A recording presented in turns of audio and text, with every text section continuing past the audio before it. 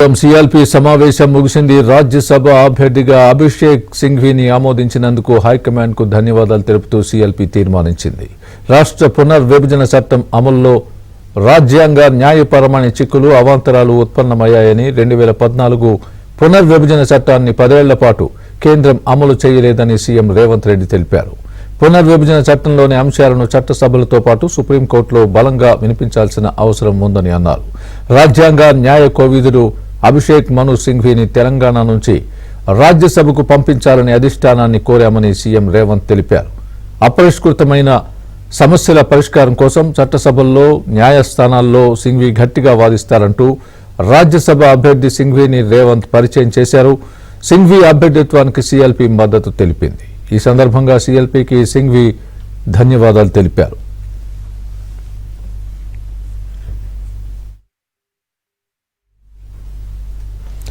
సిద్ధార్థ్, ఇదే విషయానికి సంబంధించి మా ప్రతినిధి సిద్ధార్థ్ అడిగి తెలుసుకుందాం పూర్తి అప్డేట్స్. సిద్ధార్థ్, చెప్పండి, సిఎల్పీ భేటీ ముగిసిందా? సిఎల్పీ భేటీలో అందరి ఆమోదంతో రాజ్యసభకు అభిషేక్ మను సింఘ్వీని పోటీలో పెడుతున్నారా? దీనికి సంబంధించి పూర్తి అప్డేట్ ఉంది. మీ దగ్గర ఉన్న తాజా అప్డేట్ ఏంటి దీనికి సంబంధించి?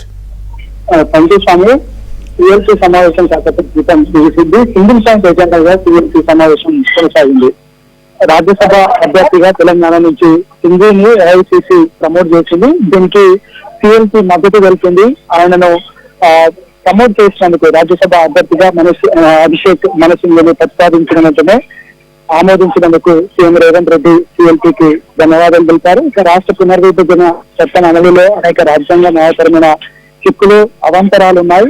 వీటన్నింటినీ కేంద్రం 2014 పునర్విభజన చట్టాన్ని 10 ఏళ్ల పాటు కేంద్రం అమలు చేయలేదు.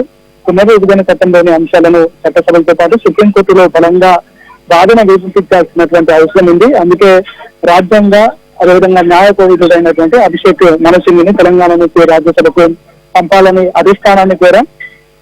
అపరిష్కృతమైనటువంటి సమస్యల పరిష్కారం కోసం చట్టసభల్లో న్యాయస్థానాల్లో అభిషేక్ మను సింఘ్వీ గట్టిగా వాదిస్తారు అని సీఎం రేవంత్ రెడ్డి చెప్పారు. ఇక రేపు ఆయన నామినేషన్ కార్యక్రమం ఉంటుంది. ఉదయం 11 గంటలకు అసెంబ్లీకి వచ్చి నామినేషన్ వేస్తారు. ఆ కార్యక్రమానికి కూడా ఎమ్మెల్యేలందరూ వీలైన వాళ్ళు రావాలని రేవంత్ రెడ్డి పిలుపునిచ్చారు.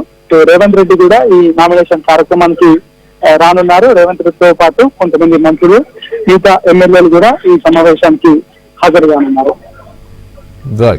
Thanks for the update Siddharth.